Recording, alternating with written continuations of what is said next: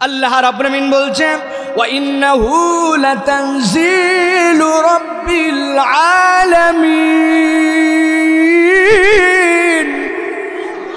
এই দুনিয়ার মানুষ, আমি আল্লাহ রাব্বুল আমিন নিজেকে আমি রব ঘোষণা দিলাম। তাবত আলমের আলম মানে কি?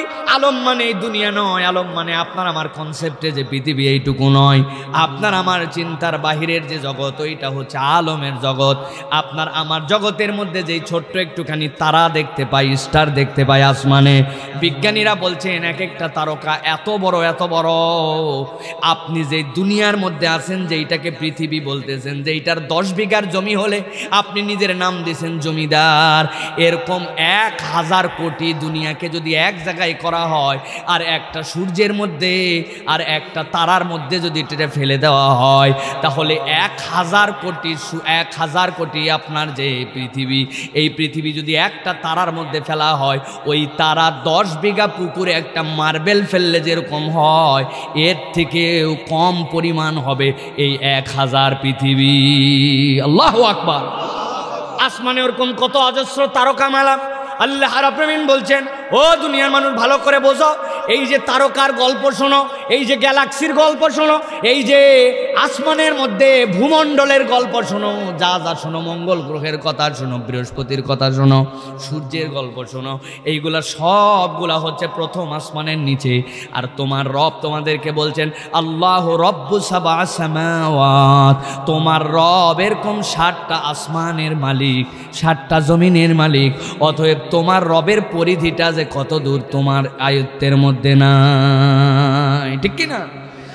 রব্বুল আলামিন বলছেন ওয়া ইন্নাহু লাতানজিলু রাব্বিল আলামিন নাযালা বিহির রূহুল আমিন আলা কলবিকা লিয়াকুনা মিনাল মুনযিরিনা বিলিসানিন আরাবিয়্যিন মুবিন।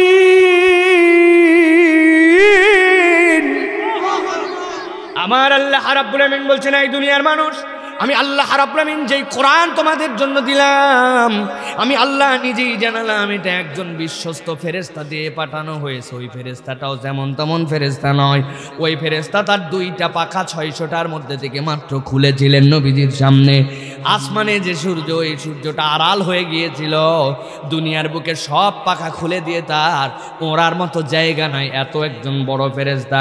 আল্লাহ বলছেন, যেই কোরআন দিলাম আমি রব্বুল আমিনের পক্ষ থেকে জিবরাইল আমিনকে দিয়ে মুহাম্মাদুর রাসূলুল্লাহ সাল্লাল্লাহু আলাইহি ওয়াসাল্লামের অন্তরে, ওইটা অন্য কোনো কারণে দেই নাই, আমি দিয়েছি আমার বান্দারা যেন সতর্ক হয়ে চলতে পারে, আমার বান্দার জন্য পথ প্রদর্শনের জন্যই কোরআন দিয়েছি।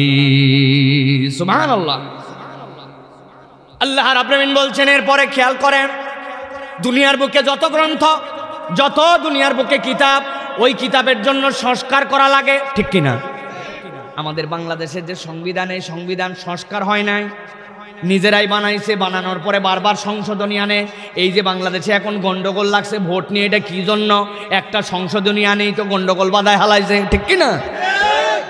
আমার আল্লাহ রাব্বুল আমিন বলছেন, কিন্তু তোমাদের কাছে আমি আল্লাহ গ্যারান্টার হলাম, ও তিতাসের মুসলমান ভালো করে খেয়াল করো, তোমরা যে কোরআন শোনার জন্য আসছো, এই কোরআনের ব্যাপারে আমি আল্লাহ বললাম, ইন্নাল্লাযীনা কাফারু বিযিকরি লাম্মা জাআহুম ওয়া ইন্নাহু লাকিতাবুন আজিজ। আল্লাহ রাব্বুল আমিন তোমাদের জন্য যে কিতাব দিলেন, ওই কিতাবটা আসার পরে কাফের মুশরিকরা অস্বীকার করে। আল্লাহ বলছেন, কাফের মুশরিকরা অস্বীকার করলে কি হবে?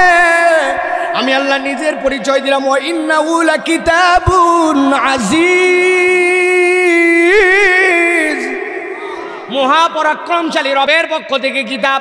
দুনিয়ার সবাই মিলে যদি চেষ্টা করে, কিয়ামত পর্যন্ত কোরআনুল কারীমের কোনো ক্ষতি করতে পারবে? বলেন পারবে? দুনিয়ার সব মানুষ যদি কোরআন পড়া ছেড়ে দেয়, কোরআনের কিছু যায় আসে না। আমার আল্লাহ বলছেন, এটা আজিজ রবের পক্ষ থেকে এসেছে, এটা যেমন তেমন কিতাব নয়। আল্লাহ বলছেন, আমি রব্বুল আমিন আমার কিতাবের ব্যাপারে তোমাদের কাছে একটা গ্যারান্টি দিতে চাই, লা ইয়াতিহিল বাতিলু মিন বাইনি ইয়াদাইহি ওয়ালা মিন খালফিহি তানজিলুম মিন হাকিমিন হামিদ। আল্লাহ বলছেন, গ্যারান্টি দিয়ে দিলাম, এই কিতাবের মধ্যে কোনো বাতিল ঢুকতে পারবে না। আল্লাহু আকবার। এই কিতাবের মধ্যে কোনো রকম অন্যায় কিছু এর মধ্যে ঢুকতে পারবে না, না পিছন থেকে, না সামনে থেকে, না পাশ থেকে। আল্লাহ রাব্বুল আমিন এর ভিতরের হুকুম আহকামকে সংরক্ষিত করেছেন। এইটা দ্বারা আল্লাহ কি বুঝাতে চান? তুমি যদি একবার কোরআনওয়ালা হয়ে যাও, ওই কোরআনের সহবতে এসে যাও, তোমাকেও আমি রব্বুল আমিন এমন মানুষ বানায় দিব, কোনো বাতিল তোমার বিপক্ষে বিজয়ী হতে পারবে না। ঠিক কি না? বাতিল বিজয়ী হতে পারবে না। ইমানদারদেরকে আল্লাহ রাব্বুল আমিন গ্যারান্টি দিয়েছেন, হতে হবে কি? কোরআনওয়ালা। আজকে আমরা হয়েছি গানওয়ালা, খেলাওয়ালা, এওয়ালা, সেওয়ালা, কিন্তু আমরা কোরআনওয়ালা কেউ না। ঠিক কিনা ভাই? কোরআনের মাহফিল আয়োজন করে, মাঝে মাঝে আফসোস লাগে। কি বলবো প্রিয় ভাইরা, যারা স্বেচ্ছাসেবক, যারা কোরআনের পোস্টার লাগিয়েছে, যারা প্যান্ডেল সাজিয়েছে, যারা বক্তাকে তাকবীর দিয়ে নিয়ে এসছে, এরা পর্যন্ত সকাল সন্ধ্যা কোরআন পড়েন, অনেকে নামাজও পড়ে না। ঠিক কিনা? অনেক ইউটিউবার ভাইরা আছে, আমাদের আলোচনা ছাড়েন, সকলের কথা বলছি না, কিছু কিছু আছে আসার সময় দেখছে খুব প্রস্রাব চাপছে, দাঁড়ায়া দাঁড়ায়া আপনাদের যে গাড়ি আছে ওই জায়গায় মুতে দিছে, দেওয়ার পরে এশার নামাজ পড়ে আসে নাই। আল্লাহ চাই তো ফজরও পড়বে না, কিন্তু আজকের আলোচনা নিয়ে যায় থামনিল লাগাবে, কোরআনের পিছে ছুটুন, নচেত উপায় নাই আপনার। কি বললেন আব্দুল্লাহ সাইফুল্লাহ? লাগাই দিয়েছে, দিয়া উনি চিন্তা করছে এটা উনার জন্য নয়। প্রিয় ভাইয়েরা, এই কথা বলার উদ্দেশ্য যে কোরআনের কাছে আমরা এসেছি, এই কোরআন দাবি দিচ্ছে আমরা যদি কোরআনের হয়ে যাই তাহলে আমাদেরকে কোনো বাতিল পরাজিত করতে পারবে। আল্লাহ রাব্বুল আমিন কি বলছেন? এবার দুইটা কঠিন আয়াতে কারিমা ভালো করে খেয়াল করেন। সূরা আম্বিয়ার 18 নম্বর আয়াত। আল্লাহ বলছেন, এই দুনিয়ার মানুষ, যেই কোরআন শুনতে আসলে এই কোরআনের মৌলিক কাজ কি জানো নাকি? আল্লাহ বলছেন, বাল নাকযিফু বিল হাক্কি আলাল বাতিল, বাল নাকযিফু বিল হাক্কি আলাল বাতিল ফায়াদমাগুহু ফাইযা হুয়া যাহিক ওয়া লাকুমুল ওয়াইলু মিম্মা তাসিফুন। আমার আল্লাহ রাব্বুল আমিন বললেন, এই কোরআনের কাজ হচ্ছে নাকযিফু বিল হাক্কি আলাল বাতিল। এই কোরআন পরাজিত হওয়ার জন্য আসে নাই, এই কোরআন বাতিলকে আঘাত করবে, এই কোরআন বাতিলের বিরুদ্ধে অবস্থান গ্রহণ করবে, বাতিলকে নির্মূল করবে। এই কথা বলছেন কে? সন্দেহ আছে? যদি সন্দেহ না থাকে তো জবান থেকে বলেন, এই কথা বলছেন কে? আল্লাহ রাব্বুল আমিন বলছেন, বাল নাকযিফু বিল হাক্কি আলাল বাতিল ফায়াদমাগুহু ফাইযা হুয়া যাহিক। আরবিতে দামগুন শব্দের অর্থ হচ্ছে মাথার উপরে এমন মার, এমন আঘাত, যেই আঘাতের কারণে মাথার মারটা ব্রেন পর্যন্ত চলে যায়। আল্লাহ বলছেন, এই কোরআন যে কোনো জায়গায় পরিবর্তন করবে না, কোরআন পরিবর্তন করবে তোমার দেমাগে, কোরআন পরিবর্তন করবে তোমার চরিত্রে। আল্লাহ বলছেন এমন আঘাত করা করবে, অবশেষে বাতিলটা সেখান থেকে নিশ্চিহ্ন হয়ে যাবে। অতএব আপনি এ বিষয়ে গ্যারান্টার হতে পারেন, আজকে যারা বাতিল হয়ে ইসলামের বিপক্ষে আঘাত করে, বাইতুল মুকাদ্দাসকে নিয়ে ছিনিমিনি খেলে, ফিলিস্তিনের মুসলমানদের প্রতি আঘাত করে, সেই দিন বেশি দূরে নয় যেই দিন আল্লাহ রাব্বুল আলামিন কোরআনওয়ালাদেরকে বিজয় দান করে দিবেন। ঠিক না? আঘাতটা কেমন হবে একটু উদাহরণ দিয়ে ভালো করে বোঝেন। আপনার এলাকার এই তিতাসের আপনার এলাকার দুইটা ছেলে গন্ডগোল লাগাইছে, মারামারি লাগাইছে। মারামারি লাগানোর পরে একজন বাড়ি দিয়েছে হাতের উপরে বাড়ি দেওয়ার কারণে ওই ছেলের হাতটা ভেঙে গেছে। সাথে সাথে হাসপাতালে নিয়ে গেছে কুমিল্লায়। যাওয়ার পরে ডাক্তার সুন্দর করে ব্যান্ডেজ লাগায়, প্লাস্টার লাগায়, ঝুলায়, বলছে আজকে রাত্রে হাসপাতালে থাকতে হবে, আগামীকালকে আরেকটা এক্সরে করে দেখা যাবে কোনো ফ্র্যাকচার হয়ে গেছে কিনা, যদি হয় অপারেশন করা লাগতে পারে, না হলে বাড়ি যায়েন, 40 দিন পর আবার দেখা করা লাগবে। ওই ছেলে রাত্রেবেলা হাতের ব্যথায় অস্থির, ওই প্লাস্টার করায় দেওয়ার পরে ব্যথা কমে না, বলার পরে তাকে একটা ইঞ্জেকশন দিছে ব্যথা কমানোর, ব্যথাটা যেই না কমছে, হাসপাতালের বেডে শুয়ে শুয়ে নিজের উপরে নিজে রাগ করতে করতে বলতেছে, এবার খালি একবার তিতাসে ফেরত যায়, যাওয়ার পরে যদি আল্লাহ আমারে হাতটা ঠিক করে দেয়, যেই বেটা আমার এক হাত ভাঙছে আল্লাহ বাঁচাল 2 হাত আছে না ভাই, আরেকটার ভাঙছে পা, যেইটার পা ভাঙছে ওইটারে বলছে হবে না, কুমিল্লার হাসপাতাল আপনি ঢাকা নিয়ে চলে যান। ঢাকা নিয়ে যাওয়ার পরে পঙ্গুতে ভর্তি করছে, ভর্তি করার পরে বলছে নর্মাল ব্যান্ডেজ বাঁধলে হবে না, 5 ইঞ্চি 2টা ইট গজের মধ্যে পেঁচাইয়া পায়ের সাথে দিয়ে টানা দিয়ে রাখছে, দেখছেন আপনারা ভাই? পায়ের অবস্থা খারাপ। রাত্রেবেলা যখন ইঞ্জেকশন দিয়ে ব্যথা একটু কমছে, ওই বেটা চিন্তা করতেছে একবার খালি গ্রামে ফেরত যাই, যেই বেটা আমার পা ভাঙছিস তুই তো জানিস না আমি কেমন খারাপের খারাপ। আল্লাহ বাঁচালে তোর 2 পা, তোর বাপের 1 পা, তোর ভাইয়ের 1 পা, 5 পা ভাঙবো, আছে না ভাই? কিন্তু ভালো করে বুঝে থাকলে বলেন তো, 2 জন গন্ডগোল লাগাইছে, লাগানোর পরে একজন আরেকজনের সাথে গন্ডগোল করতে করতে মাথার মধ্যে একটা বাড়ি মেরে দিছে। বাড়ি মেরে দেওয়ার পরে ওই লোকটা অজ্ঞান হয়ে গেছে, সেন্স নাই, জ্ঞানহীন হয়ে গেছে। এরপরে তার একটা হাতও ভাঙছে, তার একটা পাও ভাঙছে। এখন যার হাত ভাঙ্গা পা ভাঙ্গা কিন্তু ব্রেন নাই, ও কি হাসপাতালে শুয়ে শুয়ে কার হাত ভাঙবে আর কার পা ভাঙবে এই চিন্তা করতে পারবে ভাই? কথা বললেন না পারবে? আমার আল্লাহ বলছেন বাল নাকযিফু বিল হাক্কি আলাল বাতিল ফায়াদমাগুহু ফাইদা হুয়া যাহিক ওয়া লাকুমুল ওয়াইলু মিম্মা তাসিফুন। এই দুনিয়ার মানুষ ভালো করে জেনে রাখো, কোরআনের পরিবর্তন অন্য জায়গায় নয়, কোরআনের পরিবর্তন হচ্ছে ব্রেনে। ওইটা এমনভাবে পরিবর্তন করবে আল্লাহ রাব্বুল আলামিন বাতিলকে সেখান থেকে নিশ্চিহ্ন করে দিবে। আর রব্বুল আমিন বলছেন ওয়ালাকুমুল ওয়াইলু মিম্মা তাসিফুন।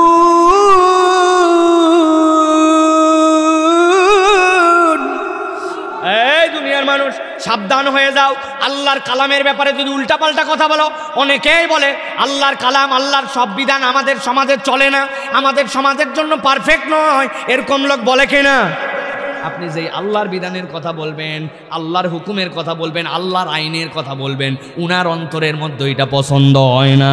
এরকম নামদারি কতকগুলা মুসলমানও আমাদের সমাজে আছে কিনা? আল্লাহ বলছেন সাবধান হয়ে যাও, আল্লাহর কালামের ব্যাপারে কথা বললে তোমাদের কিন্তু খবর আছে।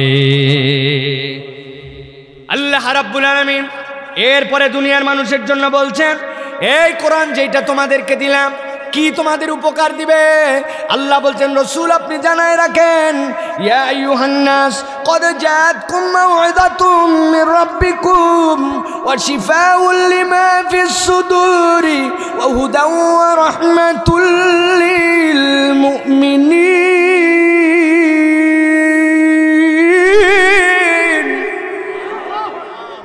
গভীর মনোযোগে বোঝেন, আল্লাহ রাব্বুল আমিন বলছেন এই কোরআন তোমার 4টা পরিবর্তন করবে। কয়টা?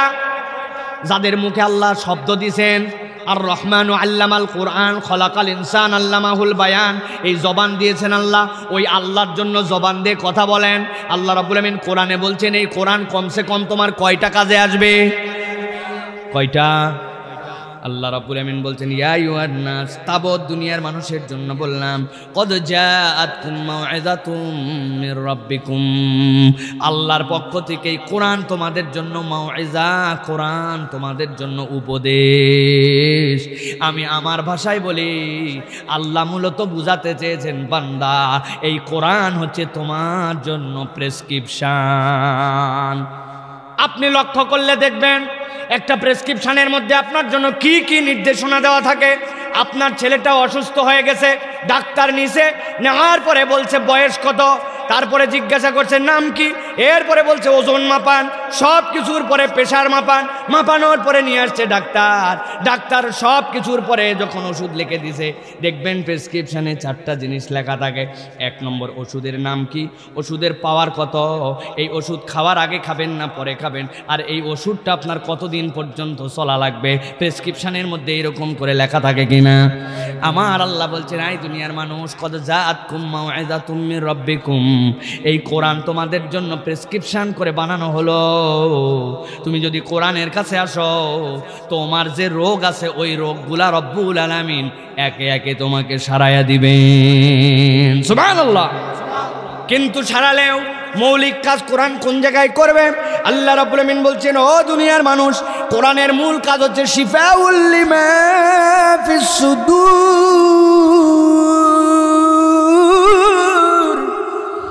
কোরআনের মৌলিক কাজ হচ্ছে কোরআন আপনার অন্তরকে ফিটনেস সার্টিফিকেট দিবে। কি সার্টিফিকেট?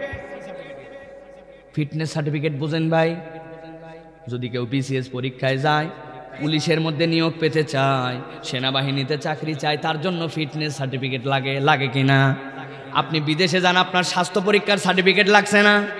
আপনার মধ্যে রোগ আছে কিনা, এইডস আছে কিনা, করোনা আছে কিনা, আপনার মধ্যে অন্য কোনো ঝামেলা আছে কিনা, এমন রোগ যেটা ওইখানে যাওয়ার পরে বেড়ে যেতে পারে, আপনার জন্য স্বাস্থ্য মন্ত্রণালয় থেকে সার্টিফিকেট লাগে না?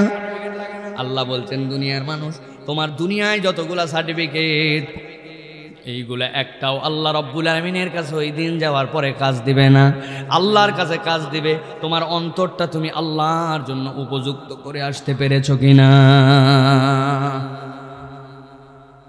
যারা ইয়াং আছেন, যুবক আছেন, সেনাবাহিনীতে মাঝে মাঝে লোক নেওয়ার জন্য বিজ্ঞাপন দেয়, সেকেন্ড লেফটেন্যান্টের লোক নিবে কমিশন র্যাঙ্কে, দেখছেন আপনারা ভাই?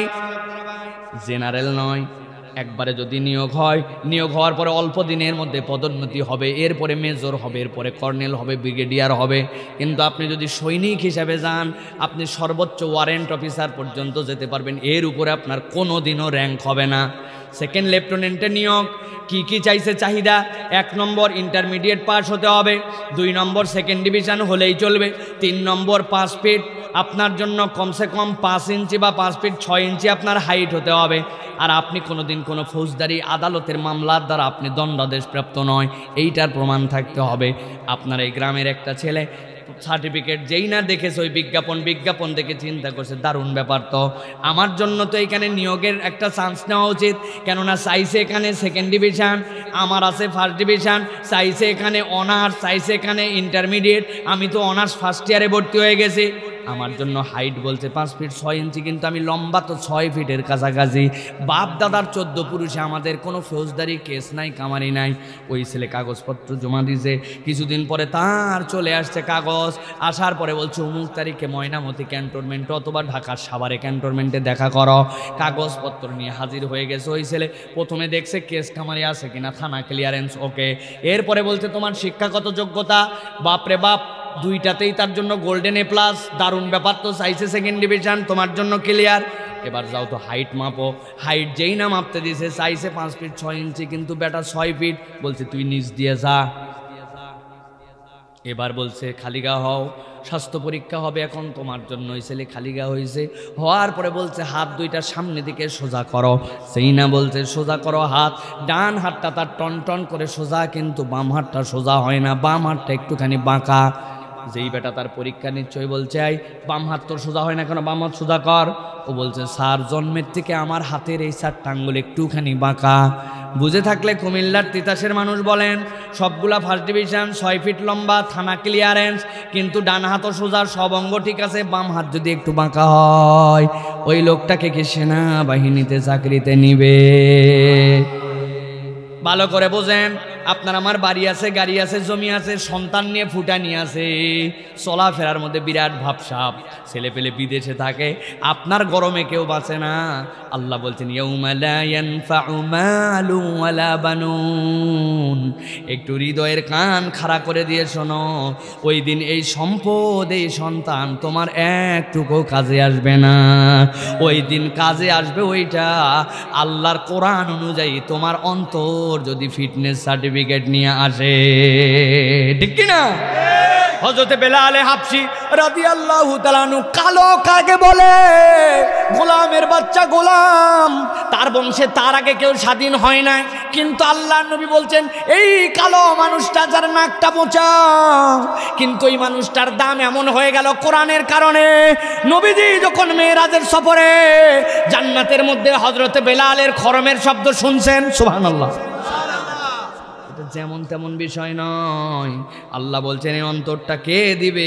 আল্লাহ বলছেন শিফাউল লিমা ফিস সুদূর, এই কোরআনের কারণে তোমার অন্তরটাকে আল্লাহ এরকম পরিশুদ্ধ করে দিবেন। সাহাবায়ে কেরাম থেকে এসেছে, আল্লাহ নবী সাল্লাল্লাহু আলাইহি সাল্লামের সাহাবীরা কোরআনের সোহবতে এমন আলো পেয়েছিলেন, নবীজি সাল্লাল্লাহু আলাইহি সাল্লাম নিজে বর্ণনা করেছেন। নবীজির কোরআনের হালাকায় বসা ছিলেন সাহাবীর নাম হযরত উসাইদ বিন হুজাইর। হযরত উসাইদ বিন হুজাইর আর একজন সাহাবী, দুইজন মিলে আব্বাদ বিন বিশর রাদিয়াল্লাহু তাআলা, দুইজন অন্ধকার রাত, অমাবস্যার রাত, এই রাত্রে নবীজির কাছে বসেছিলেন। হুজাইর আর আব্বাদ বিন বিশর যখন বেরিয়েছেন, বেরিয়ে যাওয়ার পরে যখন রাস্তা ধরে চলতে শুরু করেছেন, রাস্তা ঘুটঘুটে অন্ধকার, কিন্তু তারা বলতেছেন আমরা কোরআনের হালাকা থেকে বের হয়ে যখন আমাদের বাড়ির পথ ধরেছি, যেই না লাঠি হাতে নিয়ে আমরা চলছিলাম, আমরা তাকায় দেখে আমাদের লাঠির মাথা থেকে রব্বুল আলামিন একটা আলোর ব্যবস্থা করে দিয়েছে। এরপরে কিছু দূর রাস্তা যখন গেছেন, যাওয়ার পরে দুই ভাইয়ের রাস্তা দুই দিকে, উসাইদ একদিকে চলেছেন, বিশর একদিকে চলেছেন। এরপরে তারা বলছেন এতক্ষণ এক লাঠি নিয়ে চলছিলাম, কিন্তু আল্লাহ কোরআনের বরকতে এমন অবস্থা করলেন আমরা দুইজন দুই দিকে অন্ধকার রাত, কিন্তু রব্বুল আমিন দুইজনের জন্য আলাদা যখন হয়ে গেলাম, আমাদের হাতের মধ্যে একটা পথ চলার জন্য ছড়ি ছিল, দুইজনার ছড়ি থেকে রব্বুল আমিন দুইটা আলো বের করে দিলেন। ওই আলো দিয়ে দিয়ে তারা নিজের বাড়ি পর্যন্ত পৌঁছায় গেলেন। এইটা কোনো আসমানি ফেরেশতার গল্প নয়, দুনিয়ার বুকে কোরআনের সহবতে থাকার কারণে আল্লাহর নবীর সাহাবীদের এই হালত হয়েছিল।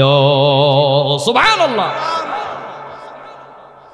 রাসূলুল্লাহ সাল্লাল্লাহু আলাইহি সাল্লাম এই সাহাবী, যেই সাহাবীর কথা বললাম উসাইদ বিন হুজাইর, উসাইদ বিন হুজাইর একদিন নবীজির কাছে এসে বলতেছেন ইয়া রাসূলুল্লাহ, অভিনব একটা ব্যাপার ঘটে গেছে। কি ব্যাপার? বলি ইয়া রাসূলুল্লাহ, আমার একটা ছোট ছেলে আছে, ছেলের নাম ইয়াহিয়া। ইয়াহিয়াকে পাশে শোয়াই দিয়ে রাত্রেবেলা আমি কোরআন তেলাওয়াত করতেছিলাম, আর আমার ঘোড়াটা বাঁধা ছিল। ইয়া রাসূলুল্লাহ, আমি যখন কোরআন তেলাওয়াত করি দেখি কি সাথে সাথে আমার ঘোড়াটা ছটফট করে লাফায়, আবার যখন বন্ধ করি ঘোড়া থেমে যায়, আবার যখন আমি তেলাওয়াত করি আসমানের দিকে উপর দিকে তাকায় দেখি মিটিমিটি করে, আজকে আপনারা যেরকম রাস্তার মধ্যে বাতি জ্বলাইছেন মিটিমিটি বাতি, আসমান থেকে এরকম মিটিমিটি বাতি জ্বলতেছে। আমি তো অবাক হয়ে গেলাম। আমি কোরআন তেলাওয়াত করি আর ওই বাতিগুলা উপর থেকে নিচের দিকে আস্তে আস্তে করে আগায় আসে, আমার ঘোড়া লাফায়, পাশে শুয়ে আছে ইয়াহিয়া। আমি চিন্তা করলাম ঘোড়া যেমনি লাগাচ্ছে একটা পা যদি তার উপর উঠে যায় আমার বাচ্চার তো ক্ষতি হয়ে যাবে। সাথে সাথে উনি কোরআন তেলাওয়াত বন্ধ করলেন, করার পরে তার বাচ্চা ইয়াহিয়াকে নিয়ে আলাদা করে রেখে দিলেন। বলে ইয়া রাসূলুল্লাহ, গতকালকে আমার জীবনে এমন ঘটনা ঘটেছে। আল্লাহ নবী বললেন হায় উসাইদ রে, তুই যদি পড়তে থাকতি সেই কোরআনটা কি হতো জানিস নাকি? এইগুলা কারা জানিস নাকি? তোর কোরআন তেলাওয়াত শুনে আসমান থেকে ফেরেশতা নাজিল করতে শুরু হয়েছিল। ফেরেশতাদেরকে সচরাচর মানুষ দেখতে পায় না, কিন্তু এই ফেরেশতারা কোরআন শোনায় এমন মগ্ন হয়ে গিয়েছিল, তুমি যদি ফজর পর্যন্ত কোরআন তেলাওয়াত অব্যাহত রাখতে দুনিয়ার মানুষ ওই ফেরেশতাগুলাকে দেখে ফেলত। কিসের বরকত এটা? কোরআনুল কারীমের বরকত। আল্লাহ নবীর সাহাবীদের জীবনের মধ্যে এরকম হয়ে গেছে। আল্লাহ নবীর সাহাবী হযরত খুবাইব বিন আদি রাদিয়াল্লাহু তাআলা আনহু, কুরাইশরা তাকে বন্দী করে নিয়ে চলে গেল। সাহাবীর নাম মনে রাখবেন হযরত খুবাইব বিন আদি, যার মাধ্যমে ওই মৃত্যুর আগ মুহূর্তে, ফাঁসির আগ মুহূর্তে 2 রাকাত সালাত আদায় করা সুন্নতে সাহাবা হয়ে গেছে। হযরত খুবাইব বিন আদিকে ধরে নিয়ে গেছে। যাওয়ার পরে অপরাধ কি? বদরের যুদ্ধে তাদের একজনকে হত্যা করেছিল, এর বদলে ধরে নিয়ে গেছে। যাওয়ার পরে খুবাইব বিন আদিকে আটকায় রেখেছে, আর মৃত্যুদণ্ডের তাকে শুলে চড়াই হত্যা করা হবে নির্দেশ হয়ে গেছে। হযরত খুবাইব বিন আদি তার ব্যাপারে বলতেছেন, হযরত হারিসের মেয়ে বলতেছেন আমার বাড়িতে তাকে বন্দি করে রাখা হয়েছে। জিজ্ঞাসা করা হলো খুবাইবকে তুমি কেমন দেখেছো? বলছে দুনিয়াতে খুবাইব বিন আদির থেকে সুন্দর কোনো বন্দি আমি দেখতে পাই নাই। কেন তোমার এরকম মনে হলো? বলে শোনো, খুবাইব বিন আদির যখন মৃত্যুদণ্ডের ঘোষণা হয়ে গেছে, খুবাইব বিন আদি যখন বলল আমার তো মৃত্যুই দিয়ে ফেলবে, কিন্তু আমি তোমাদের কাছে একটু ক্ষৌর কাজ করার জন্য, নিজে একটু পরিষ্কার পরিচ্ছন্ন হওয়ার জন্য একটা তোমাদের কাছে একটু খুর চাই। তার হাতে একটা খুর দিয়ে দেওয়া হয়েছিল। ওই খুর দেওয়ার পরে তিনি ক্ষৌর কাজ করবেন, করে টোরে পরিষ্কার হয়েছেন, কিন্তু তার হাতে এই খুরটা আছেন। এমন সময় হারিসের মেয়ে বলছেন আমার বাড়িতে ছোট্ট একটু বাচ্চা ছিল, কয়েকটা বাচ্চা খেলতে খেলতে ওই খুবাইব বিন আদির কাছে চলে গেছে।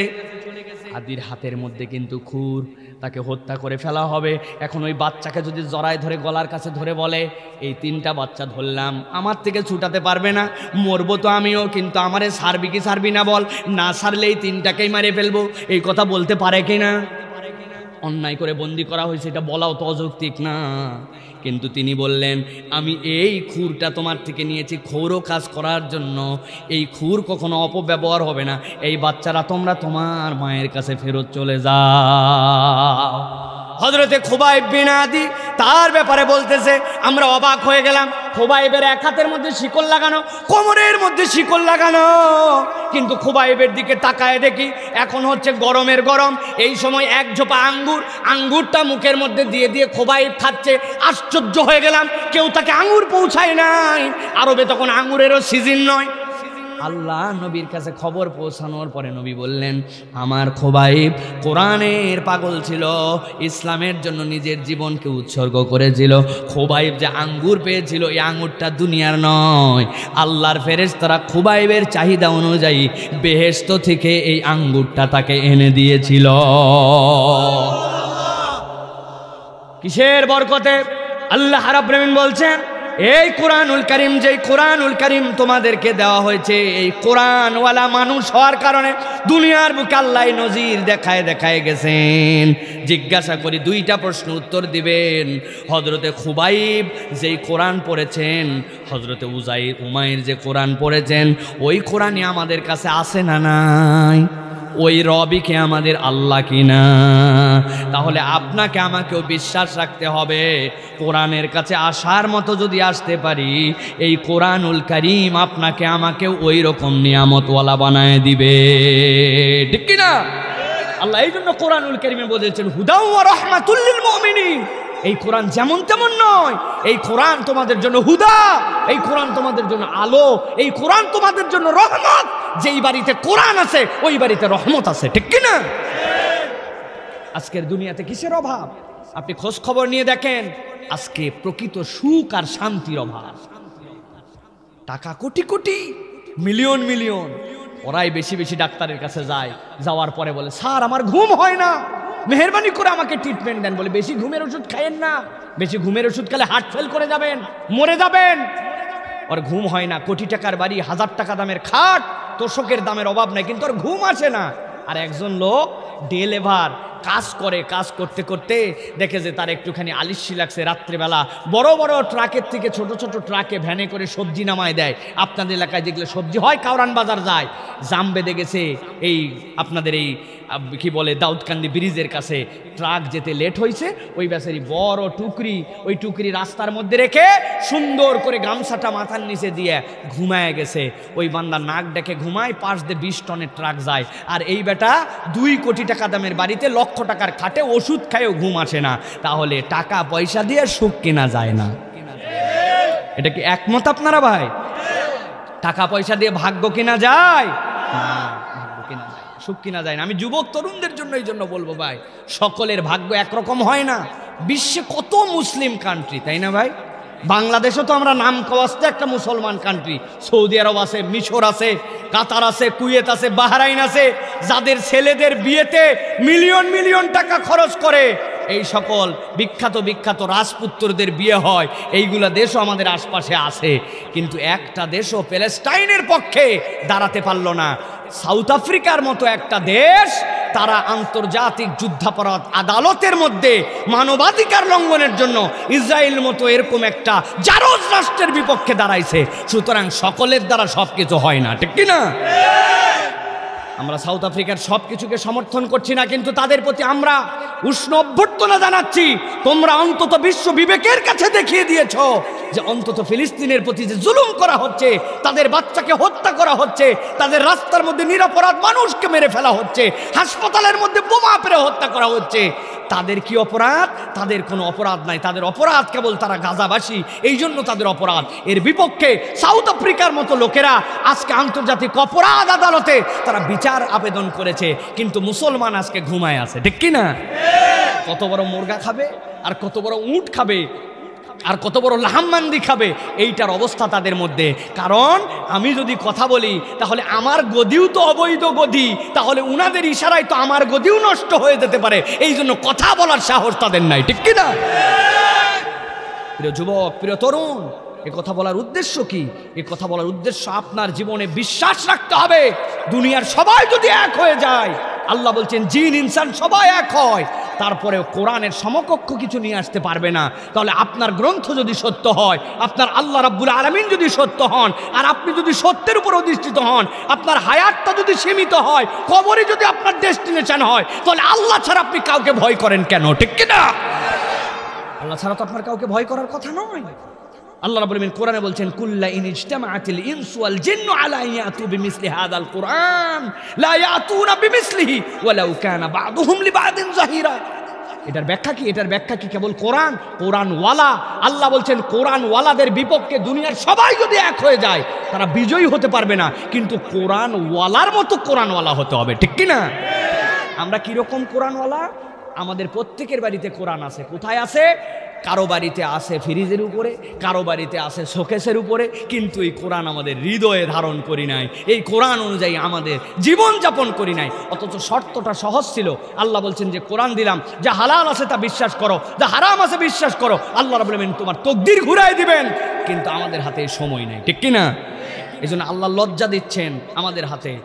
আল্লাহ রাব্বুল আলামিন তাদের হাত দিয়ে আমাদেরকে লজ্জা দিচ্ছেন।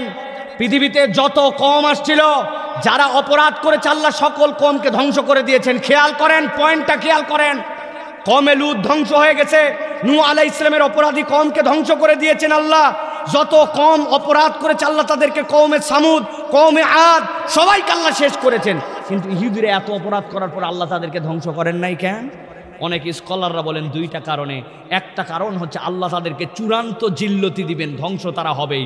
আর দুই নম্বর, আল্লাহ যাদেরকে সবচেয়ে বেশি আল্লাহর পয়গম্বরকে হত্যা করেছে, অন্যায় করেছে, আল্লাহর নবীদের সাথে দুই নম্বর কথা বলেছে, মুসা আলাইহিস সালামকে কষ্ট দিয়েছে, আল্লাহ প্রত্যক্ষ আসমান থেকে খাবার দেওয়ার পরেও এই খাবার খেতে তাদের ভালো লাগে নাই, আল্লাহ তাদেরকে মুক্ত করে দেওয়ার পরেও তাদের মুক্তির পরে তাদের মুক্তি তাদের পছন্দ হয় নাই।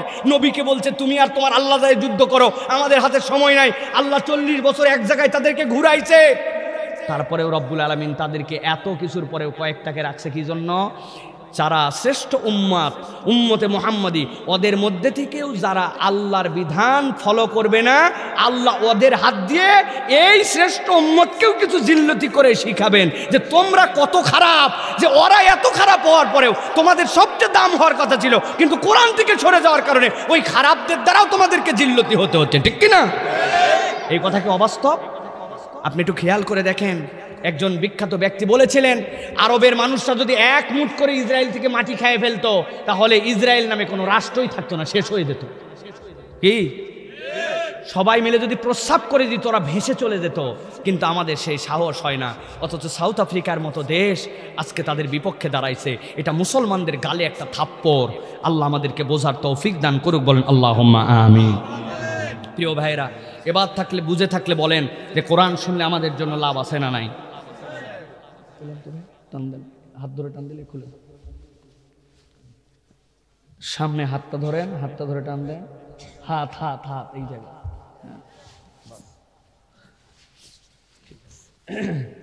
বসেন। প্রিয় ভাইয়েরা, তাহলে কোরআনুল কারীম শুনলে আমাদের জন্য লাভ আছে না নাই? কথা বলতে হবে, আছে না নাই? আপনারা অনেকেই মনে করছেন, আমি যতটুকু ভাবে বুঝতেছিলাম যে সাইফুল্লাহ ভাই মনে ওয়াজ শুরু করে দিছে, তাই না ভাই? ওয়াজ শুরু হয়েছে? এখনো ওয়াজ শুরু হয় নাই। বলি হুজুর এই যে আধা ঘন্টা 40 মিনিট পার হলো, এটা আইল দিলাম, আইল। হ্যাঁ, প্যান্ডেল যেরকম সাইড দিয়ে ঘেরাও দিছে আপনাদের জন্য, ঠান্ডা বাতাস জানি না ঢোকে, এদিক ওদিক দিয়ে জানি বের না হতে পারে, এই জন্য একটু আইল দিলাম, দেখে নিলাম যে কারা কারা আসেন, কারা কারা বোঝেন। ওয়াজ এখনো শুরু হয় নাই, আলোচনা শুরু হবে ইনশাআল্লাহ। আছেন তো আপনারা? যারা মুরব্বী আছেন আপনাদের ছুটি বাবা, কষ্ট করার দরকার নাই, খাবার সময় চলে আসেন আপনারা। কিন্তু যারা ইয়াং আছেন, বাইরে যারা ঘোরাফেরা করতেছেন আর ফাঁপড় মারতেছেন, আমি আল্লাহর জন্য আপনাদেরকে বলছি, আমরা যে কথাবার্তা বলি, আমরা যে আপনাদের কাছে আসি, কেবল ওয়াজ করে খাওয়ার জন্য আমরা আসি না, কোরআনুল কারীম থেকে কিছু বার্তা দেওয়ার জন্য আপনাদের কাছে আসি। এই বার্তাটা যদি আপনি ইচ্ছা ভরে, অবজ্ঞা ভরে, আপনি যদি কোরআনের মাহফিল হওয়ার পরে কোনো কারণ ছাড়া আপনি কোরআনের মাহফিল ত্যাগ করেন, আপনার তকদিরে খারাপ আছে, আপনি লিখে নেন। আপনার তকদিরে খারাপ আছে, আপনি লিখে নেন। আপনার কোনো কাজ নাই, কোনো অজুহাত নাই, আপনি ভণ্ডামি করে ঘুরে বেড়াচ্ছেন, ভাব মারতেছেন। আপনি মোবাইল চালান, আপনি ফেসবুক চালান, আপনি বাইরে ফুটানি মারেন, আপনি কেটস পরে ঘোরেন, এগুলো সব আছে সকলের, কিন্তু কোরআন নাই সকলের সাথে, ঠিক কি না? You are the unique one. আপনি সবচেয়ে আলাদা। আপনি আপনার দাম যদি না বুঝেন তাহলে তো আপনি কিছুই বুঝলেন না। এই যুবকেরা বলো, এই পৃথিবীতে কারেন্ট ওয়ার্ল্ডে অনেক খবর তো রাখতেছো, ফেসবুকে তো স্ক্রল করতে করতে করতে করতে আজ পর্যন্ত শেষ বের করতে পারো নাই। বলো বর্তমান পৃথিবীর 1 নম্বর ধনীর নাম কি বলো? হ্যাঁ, মার্ক জাকারবার্গ 1 নম্বর ধনী। ভালো করে উদাহরণ দিচ্ছি, ভালো করে মনে রাখবে এই কথাটা প্রিয় ভাইরা। তুমি করে সম্বোধন করে বললাম আমার প্রিয় ভাইরা। আমার বয়স এখন 37+ হয়ে গেছে, সেই হিসাবে যারা এর নিচে আছেন তাদেরকে তুমি করে বললাম। মার্ক জাকারবার্গ দুনিয়ার শ্রেষ্ঠ বাড়ি, শ্রেষ্ঠ গাড়ি, তারা বিভিন্ন ধরনের এমন পণ্য আবিষ্কার করতেছে যেটা কল্পনার বাইরে নিয়ে যেতে চায়। টেসলা ফেসলা অমুক তমুক, একদিন অমুকে ফার্স্ট থাকে তো অমুক দিন অমুকে পৃথিবীর 1 নম্বর ধনী হয়। বাড়ি গাড়ি নারী টাকা পয়সা অর্থবিত্ত সব আছে। কিন্তু আজকে সন্ধ্যাবেলা মার্ক জাকারবার্গ মারা গেছে কালেমাহীন অবস্থায়, ইমানহীন অবস্থায়, কোরআনের প্রতি অবিশ্বাস রেখে। দুনিয়ার সব ছিল কিন্তু কালেমাহীন কবরে গেছে। জিজ্ঞাসা করবো, উত্তর দাও বুঝে থাকলে, ওই ব্যক্তি কি জাহান্নামের পথে গেছে না জান্নাতের? জান্নাতের না জাহান্নামের? আর আপনার তিতাস গ্রামের একটা লোক সারাদিনে 500 টাকা কামাই করতে পারে না, ভ্যান চালায়, নুন আনতে পান্তা ফুরায়। আছে না এরকম লোক? 1 কেজি গরুর গোস্ত কেনার জন্য অনেক হিসাব করতে হয়। বউ যদি ফোন করে বলে 1 কেজি মিষ্টি আনো আর গরুর গোস্ত আনো, তোমার শ্বশুর বাড়িতে লোক আসছে, ওর ভিতরে হার্টবিট বেড়ে যায়। এরকম গরিব মানুষ আছে না ভাই? নামাজ কালাম অত ঠিক মতো পড়ে না, রোজাও অত বেশি করে না, কিন্তু ইমানের উপরে অন্তত নামাজ রোজাকে অস্বীকার করে নাই। আল্লাহ কালেমা দিয়ে আজকে সন্ধ্যাবেলা ওই লোকটাও মারা গেছে। বুঝে থাকলে বলেন, বাড়ি নাই গাড়ি নাই টাকা নাই পয়সা নাই অর্থ নাই বৃত্ত নাই, কিন্তু ইমান নিয়ে কবরে গেছে। ও কি জাহান্নামের পথে না জান্নাতের পথে? বুঝে বলছেন তো? তাহলে আপনি কিভাবে হিসাব মিলাচ্ছেন? আপনি আপনার জামা কাপড় দিয়ে, আপনার মোবাইল দিয়ে, আপনার ফুটানি দিয়ে, আপনার শিক্ষা দিয়ে, আপনার জমি দিয়ে। আল্লাহ রাব্বুল আমিন আপনাকে সবচেয়ে দামি নিয়ামত দিয়েছেন ইমানের দৌলত। ইমান আছে যে বিজয়ী সে, ঠিক কিনা? আপনি কোথায় যাচ্ছেন যুবক ভাই? আপনি কোন দিকে দৌড় দিচ্ছেন? আপনার ফুটানি কখনো কোনো শার্ট পরার দ্বারা হতে পারে না, কোন ব্র্যান্ডের কাপড় পরছেন এটার দ্বারা হতে পারে না, আপনি ইয়েলোর প্যান্ট পরছেন এটার দ্বারা হতে পারে না, আপনার শুটার দাম কত হতে পারে না, আইফোন দিয়ে আপনার পরিচয় হতে পারে না। আপনার পরিচয় আপনি মুহাম্মদুর রাসূলুল্লাহ সাল্লাল্লাহু আলাইহি ওয়াসাল্লামের উম্মত, ইমানদার, এর থেকে বড় পরিচয় নাই, ঠিক কি না? এটা বিশ্বাস করেন? যদি বিশ্বাস করলে আপনি আসেন না কেন? আপনি কোরআনের পথে ফেরেন না কেন? আপনি কোন দিকে ছুটতেছেন প্রিয় ভাই? কোরআনের দিকে আসেন। এই কোরআন আপনাকে মুক্তির বার্তা শেখাবে। বলেন আল্লাহুম্মা আমিন। 11:30 বেজে গেছে। কথা বলতে বলতে অলরেডি ঘন্টাখানিক বলে ফেলছি প্রায়, কিন্তু আরো কথা আমার আছে। শুনতে রাজি আছেন আপনারা? রাজি আছেন আপনারা? কারা কারা রাজি আছেন 2 হাত তোলেন। মুখের সামনে কোনো কাপড় থাকলে কাপড় খুলে ফেলেন। কান খুলবেন না, কান খুললে ঠান্ডা লাগবে। মুখের কাপড় থাকা চলবে না। মুখের সামনের কাপড় খুলছেন, হাত সোজা করে তোলেন। সোজা সোজা সোজা মানে সোজা ভাই, কোনো বাঁকা চলবে না ভাই, সোজা হতে হবে। থামেন, তাকবীর দিবেন না, থামেন থামেন থামেন, সব আমার দায়িত্ব। হাত সোজা করেন, হয় নাই সোজা। বুকটা টান দেন, এবার বুকটা টান দেন। বুকের হাড্ডি ফুটছে, বুকের হাড্ডি ফুটছে, ডানে বামে নড়া দেন। পা বদল করেন, যেই পায়ে বসেছিলেন অন্য পায়ে বসেন। এবার পা বদল করেন, হাত তুলেই, সেনাবাহিনীর ট্রেনিং এটা, হাত তুলে পা চেঞ্জ করেন। ডান পায়ের উপর বাম পা তুলে দেন। তুলছেন? এবার কারা কারা হাত পা নড়ায় নাই দেখেন তো ভাই, ডানে বামে তাকান তো। হাত সোজা করেন, সোজা। মুরব্বীরা সোজা করেন, পিঠ টান পড়তে হবে পিছে। করছেন? এবার নড়াচড়া দেন, নড়াচড়া দেন। হাত সোজা করে এরকম করেন একবার। করছেন? এবার সোজা করেন, হাত সোজা। আপনারা বসেন, সোজা করছেন, হাত সোজা করছেন, সোজা করছেন, 2 হাত সোজা করছেন। এবার হাত বুক বরাবর নেন, এই বরাবর। চাচা আপনি আমাদের সাথে না? ওই যে লাল চাদর পরে আছেন, আপনি আমাদের সাথে না? তা হাত তোলেন না কেন? আপনি হাত তোলেন, হাত তুলে আবার বুক বরাবর নেন। আপনাকে তো আমরা সাথে নিয়ে জান্নাতে যাবো ইনশাআল্লাহ। বুক বরাবর হাত রাখবেন। চাচা হাত নামায়েন না, বুক বরাবর এরকম করেন। করছেন সবাই? গলা পরিষ্কার করেন। হয় নাই, ভালো করে পরিষ্কার দেন।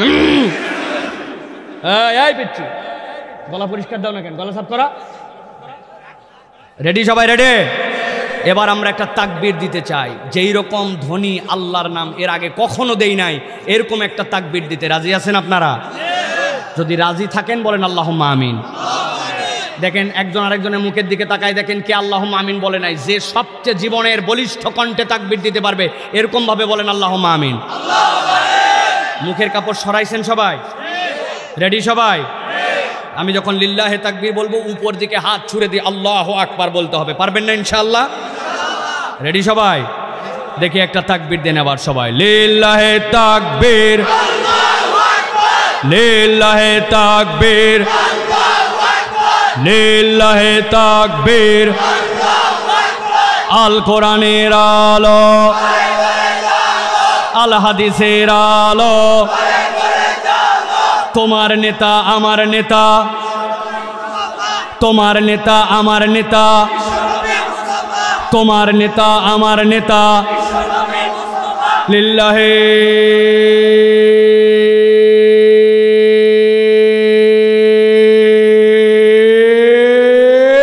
তাকবীর।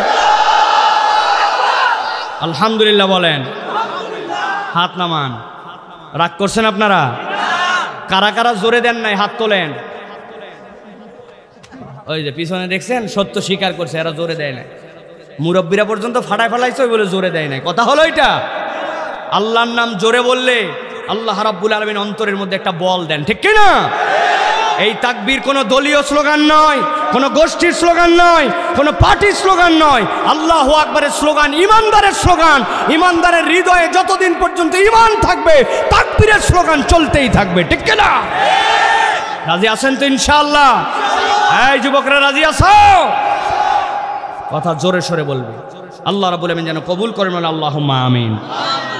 আমি এখন সংক্ষিপ্ত আলোচনা করব, দীর্ঘ নয়। কোরআনুল কারীমের এই বার্তাগুলো যেন মনে থাকে যে কোরআন আর কারীম আমাদের জন্য কি উপকার দেওয়ার জন্য আসছে, যেমন তেমন উপকার নয়। নিজের জীবনে পরিবর্তন চাইলে, ভাগ্য সুপ্রসন্ন করতে চাইলে, জান্নাতের উপযুক্ত মানুষ হতে চাইলে, দুনিয়ার বুকে আল্লাহর দেওয়া আলো পেতে চাইলে, হেদায়েত পেয়ে যেতে চাইলে, এমন গ্রন্থ যার পিছে ছুটলে আল্লাহ রাব্বুল আলামিন বাতিলকে আমার উপরে বিজয়ী কখনো করবেন না, এই যোগ্যতা অর্জন করতে চাইলে কোরআনুল কারীম ছাড়া কোনো বিকল্প, কোরআনুল কারীম ছাড়া বিকল্প। স্বীকার করেন তো? স্বীকার করি, কিন্তু কোরআন পড়তে পারি না, তাই না? ছোটবেলায় 3 সূরা পড়ছে, 90 বছর বয়স হয়ে গেছে, 3 সূরার থেকে 4 সূরায় পার হয় নাই, এরকম মুরব্বী তিতাসে নাই। হাই রে পণ্ডিত, উনি পারলে কি বলে বিল ক্লিনটন, তারপর হচ্ছে আমেরিকার প্রেসিডেন্ট পুতিন, সবাইকে জ্ঞান দিতে পারবে যদি আপনি তাতে সহজে, কিন্তু কোরআনুল কারীম পড়তে পারে না। আছে না? শপথ নেন, কোরআন কারীম শিখতে হবে, কোরআনুল কারীম বুঝতে হবে। আল্লাহ তৌফিক দান করুন, আল্লাহুম্মা আমিন। আমি আপনাদেরকে কষ্ট দিব না প্রিয় ভাইয়েরা। আমি আজকে আপনাদের কাছে কোরআনুল কারীম থেকে আল্লাহ রাব্বুল আলামিনের ভাষায় সফলদের কয়েকটা গুণাগুণ এবং তাদের পরিচয় আপনাদের সামনে উপস্থাপন করতে চাই। দুনিয়াতে আমরা সফল কাকে বলি? সফল বলি আগে মাঠে জমি ছিল না, এখন একটু জমি হয়েছে। আগে কোনো ব্যবস্থা ছিল না, এখন প্রবাসে যাওয়ার পরে টাকা পয়সা পাঠায় একটু বাড়ি হয়েছে। আগে মানুষের দোকানে একটু কাজ করতো, এখন নিজেরই একটা দোকান হয়েছে। ছেলেপেলেগুলাকে একটুখানি কুমিল্লা ভিক্টোরিয়া কলেজে ভর্তি করে দিছে, 2টা ছেলে একটু চাকরি পেয়ে গেছে, তার একটা সামাজিক অবস্থান হয়েছে। চিন্তা করছে এরাই হচ্ছে সফল, এবং এই সফল মানুষদের গল্প আমরা শুনি, তাই না?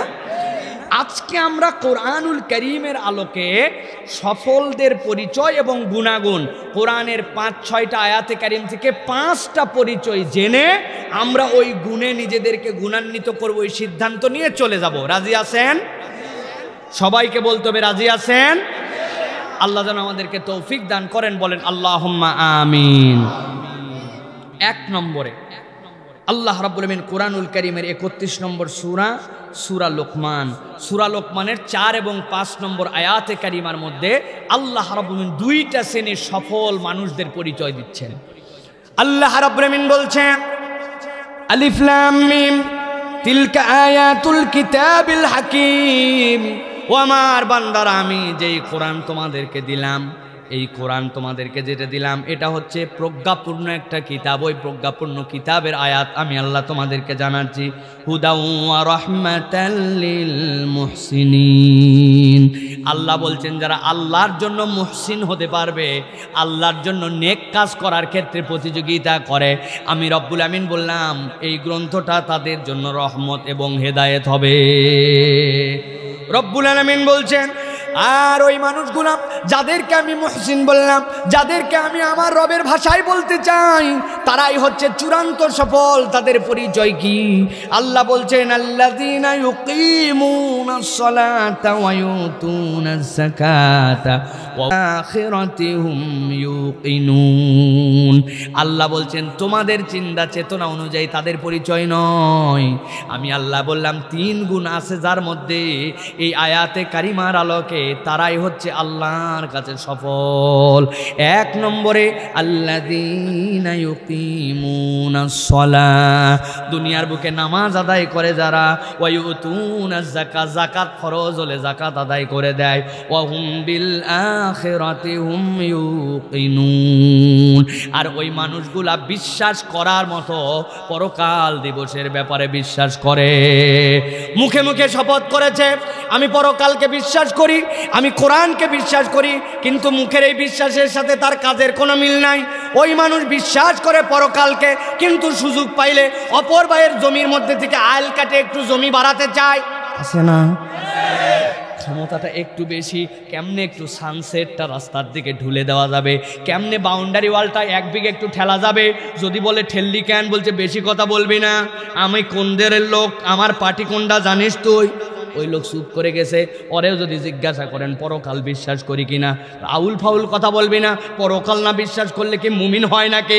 বলে সে পরকাল বিশ্বাস করে, কিন্তু আল্লাহর কাছে যে ওই আইল ঠেলার জন্য, ওই মিথ্যা বলার জন্য, ওই বাড়ির সানসেটটা একটু ঠেলে বের করার জন্য, নিজের জমি নয় ওই জমিটা একটু বাড়াই দে দখল করার জন্য, বোনের যে জমিটা ফেরত দেওয়া লাগবে ওইটা ফেরত দেয় নাই, ঘুরাতে ঘুরাতে নিজেও বয়স হয়েছে মরার, বোনও দুনিয়ার থেকে চলে যাবে, বলে পরকালে বিশ্বাস করে, কিন্তু ওই পরকালে আল্লাহর সামনে হিসাব দেওয়া লাগবে, এইটার প্রতি তার প্রকৃত বিশ্বাস নাই। ঠিক কিনা?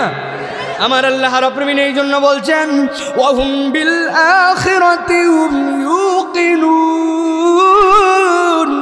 উলাইকা আলা হুদাম মির রাব্বিহিম ওয়া উলাইকা হুমুল মুফলিহুন।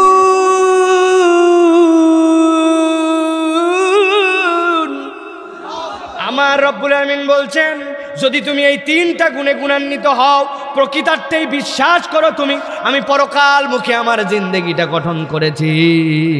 আল্লাহ বলছেন ওই পরকাল মুখিতা আর যাকাত দাতা আর সালাত তুমি যদি কায়েমকারী হও, আমি আল্লাহ বললাম এই মানুষগুলাই হচ্ছে সঠিক রাস্তার উপরে আছে। আর আল্লাহ আমি সার্টিফিকেট দিলাম ওয়া উলাইকা হুমুল মুফলিহুন, আমি আল্লাহর ভাষায় এরাই হচ্ছে সফল কাম। সুবহানাল্লাহ। ও প্রিয় যুবক, আজকে তুমি কত সময় ব্যয় করো, কত সময় কত দিকে তুমি পার করে দাও, কিন্তু তুমি একবার চিন্তা করো না আল্লাহ যখন তোমাকে নামাজের জন্য ডাক দেন, ওই নামাজের ডাক দেওয়ার পরে বাকি কাজ তোমার জন্য আর করা বৈধ হয় না। অথচ মসজিদের পাশে বসে ক্যারাম বোর্ড খেলে, রাত্রেবেলা মাগরিবের পরের থেকে ব্যাডমিন্টন খেলে, কিন্তু মসজিদে আজান হয় মসজিদের দিকে ওই বান্দা ছুটে যায় না। এরকম মুসলমান, এরকম যুবক আমাদের সমাজে আছে কিনা? আপনি এরপরে যদি 1000 কোটি টাকার ব্যাংক ব্যালেন্সওয়ালা হন, কিন্তু আপনি যদি বেনামাজি হন, আল্লাহর আদালতে আল্লাহর দপ্তরে আপনার নাম সফল কাম নয়। ঠিক কিনা? দুনিয়ার সার্টিফিকেট জাল বানানো যায়, দুনিয়ার সার্টিফিকেট ভুয়াটা অর্জন করা যায়। এক গরু চোর চেয়ারম্যান অনেক দিন গরু চুরি করে টাকা পয়সা হয়েছে, প্রভাব পত্তি দিয়ে ওই গরু চোর আবার নতুন করে এখন চেয়ারম্যান হয়ে গম চুরি করে। আসেন এরকম ভাই? আমি আপনারা চিনেন হয়তো, আমি চিনি না, কিন্তু এরকম শুনে থাকি এরকম কিছু কিছু আছে, এরকম দুর্নীতি করে। আসে না ভাই? এখন ওই গরু চোর চেয়ারম্যান যেটা হয়েছে, ওই চেয়ারম্যানের দপ্তরে সরকার থেকে নির্দেশনা আসছে আপনার এলাকায় যারা বয়স্ক আছে ওই বয়স্কদেরকে ভাতা দেওয়া হবে, কিন্তু ভাতা দেওয়ার জন্য ওই চেয়ারম্যান থেকে সার্টিফিকেট নেওয়া লাগবে। এখন এলাকায় একজন বহুদিন ধরে গরু চুরি করছে, এই বাবা কথা কম বলেন, গরু চুরি করছে এলাকায় অনেক দিন ধরে, গরু চুরি করে করে এখন সে আর গরু চুরি করতে পারে না, বয়স হয়ে গেছে জন্য আর গরু চুরি পারে না। এখন শুনছে বয়স্ক ভাতা দেওয়া হবে, চেয়ারম্যানের কাছে গেছে, চেয়ারম্যান সাহেব আমার তো ভালো করে চিনেন, চিনবো না কেন, বলে আমার জন্য একটা সার্টিফিকেট দেন, ক্যারেক্টার সার্টিফিকেট। এখন গমচোর চেয়ারম্যান গরু চোরের জন্য লিখতেছে অমুক পিতা অমুক অমুক এলাকার বাসিন্দা, আমার জানা মতে তার চরিত্র বড় সুন্দর, তার সর্বাঙ্গীন কল্যাণ কামনা করি। এই সার্টিফিকেট নেয় না ভাই? আপনি মনে করছেন এই সার্টিফিকেট দিয়ে আল্লাহর কাছে যাওয়ার পরে আপনি খেলা ফাইনাল করে ফেলবেন, এত সোজা নয়। আল্লাহ বলছেন আমি রব্বুল আমিন তোমার জন্য সার্টিফিকেট দিলাম, যাদের এই 3 গুণ আছে, উলাইকা আলা হুদাম মির রাব্বিহিম ওয়া উলাইকা হুমুল মুফলিহুন। যারা এই 3 গুণে গুণান্বিত তারা হচ্ছে আল্লাহর কাছে সফল। তাহলে শপথ করতে হবে, নামাজ ফরজ হয়েছে যার উপরে, নামাজ ছাড়বো, কথা বলেন, নামাজ ছাড়বো। যাকাত যদি ফরজ হয় আপনার যাকাত আদায় করে দিতে হবে। আর জিন্দেগিটা হবে আপনার পরকালের দিকে তাকায়া, ঠিক কি না? একা ঘরের মধ্যে আসি, মোবাইল চালাই, কেউ দেখে না, কিন্তু দেখে একজন আল্লাহ, ঠিক কি না? তাহলে ওই বান্দা গুনাহ করার সময় ভয় হবে না ভাই? তুমি কি দেখতেছো, এমবি কিনে কি চাপতেছো, কোন দিকে চলতেছো, আপনি কেউ জানে না, কিন্তু আপনি সুন্দর করে ওখানে লিখতেছেন আপনি কার নামে আরজি বানাচ্ছেন, ওই মামলাটা ভুয়া না সঠিক আপনি জানেন। তাহলে আল্লাহর কাছে পরকালে আপনাকে যদি হিসাব দেওয়া লাগে, তাহলে ওই ব্যক্তির প্রকৃত বিশ্বাস তাকে সাক্ষ্য দিবে, অন্যায় থেকে বিরত রাখবে, এটাই না দুনিয়াতে শ্রেষ্ঠ মানুষ হয়ে যাবে, ঠিক কি না? এই মানুষ আমাদের জন্য দরকার, এই একটা গুণ। 2 নম্বরে আল্লাহ রাব্বুল আমিন বলছেন আল্লাহর ভাষায় সফল মানুষ তারা, আল্লাহর ভাষায় কল্যাণকর মানুষ তারা, যারা অপর মানুষকে কল্যাণের দিকে ডাকে।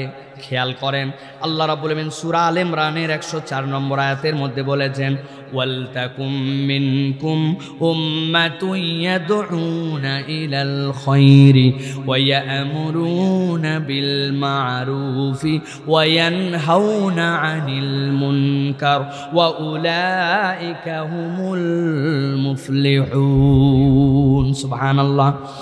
রব্বুল আমিন বলছেন তোমাদের মধ্যে একটা দল যেন হয়, এই উম্মতের মধ্যে এক গোষ্ঠী যেন থাকে, যাদের গুণাগুণ কি হবে, ইয়াদউনা ইলাল খায়র, ওই মানুষগুলা মানুষকে কল্যাণের দিকে ডাকবে। আর ওই মানুষগুলার আরেকটা গুণাগুণ হবে, ওই আমরুনা বিল মারুফ, সৎ কাজের আদেশ দিবে, ওয়া ইয়ানহাউনা আনিল মুনকার, আর অন্যায় যেখানে দেখবে সেই মানুষগুলা অন্যায় থেকে প্রতিহত করবে। সমাজের মধ্যে এখন মানুষকে ভালোর দিকে ডাকার লোক নাই, সৎ কাজের দিকে ডাকে না, যদিও কিছু ডাকে কিন্তু অন্যায় থেকে কেউ ফিরায় না, ঠিক কি না? অযথা ঝামেলা ঝঞ্ঝটের মধ্যে যাওয়া যাবে না।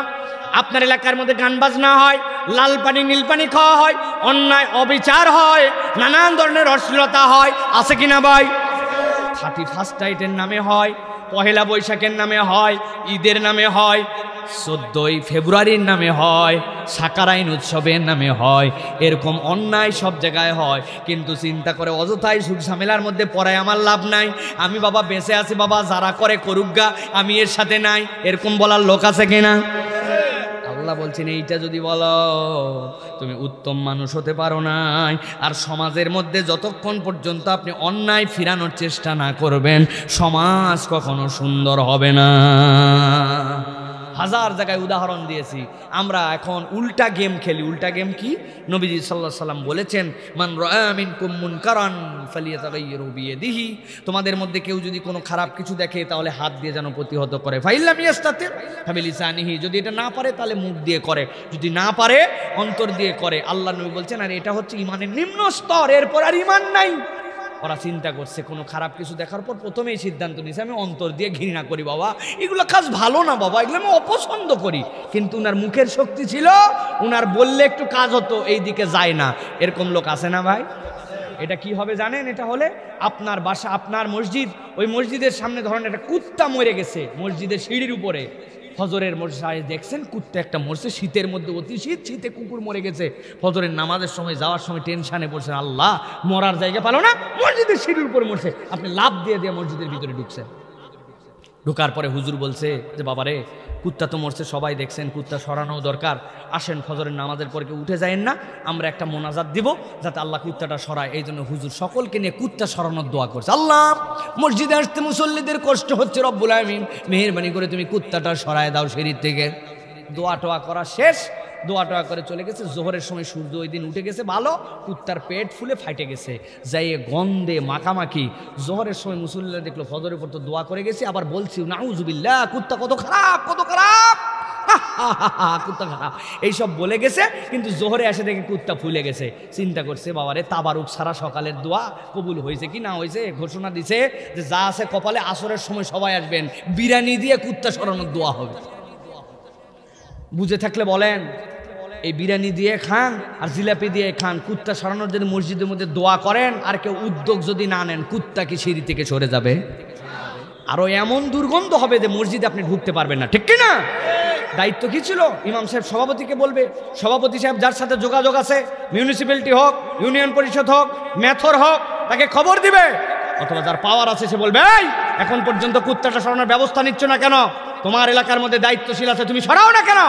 ওই লোক মুখের দাপট দিবে, যার ক্ষমতা আছে সে পাওয়ার দেখাবে, আর যার বলার সে বলবে। সবাই সব বাদ দিয়ে প্রথম থেকেই বলছে নাউজুবিল্লাহ, কুত্তা খারাপ, নাউজুবিল্লাহি মিন যালিক, কুত্তা মরার জায়গা পেল না। আমরা সবাই কুত্তাকে অপছন্দ করি, কুত্তা সরবে। আল্লাহ রাব্বুল আলামিন বুঝাচ্ছেন, বান্দা তোমরা তোমাদের দায়িত্ব থেকে যদি সরে যাও তুমি উত্তম মানুষ হতে পারবে না। আপনি মনে করছেন আমি একাই বেঁচে আছি, এত সহজ নয়। সমাজকে সুন্দর করতে হলে কল্যাণের দিকে ডাকতে হবে, ন্যায়ের আদেশ দিতে হবে, অন্যায় থেকে ফিরাতে হবে। এছাড়া সফল মানুষের কাতারে নিজের নাম লেখা যাবে না, ঠিক কিনা?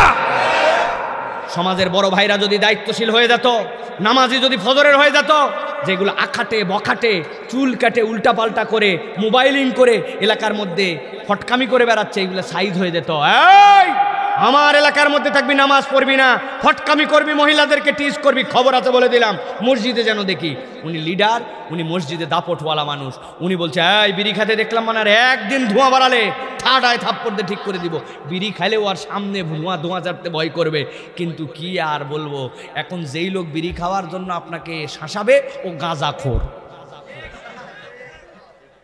যেই লোক আপনাকে নামাজ পড়তে বলবে ওর পিছনে আপনি স্লোগান দেন আমার ভাইয়ের চরিত্র ফুলের মতো পবিত্র, নামাজ পড়েনি বিগত 40 দিন, ফজরেরটা জামাতে এক ওয়াক্ত, আছে না ভাই? আপনার সমাজ কেমনে পরিবর্তন হবে প্রিয় ভাইরা? কিন্তু আল্লাহ সফলদের তালিকা দিয়েছেন, তালিকার মধ্যে আছেন কিনা দেখেন। আপনি ন্যায়ের আদেশ দেন কিনা? বলে হুজুর এত দূর যাওয়া লাগবে না।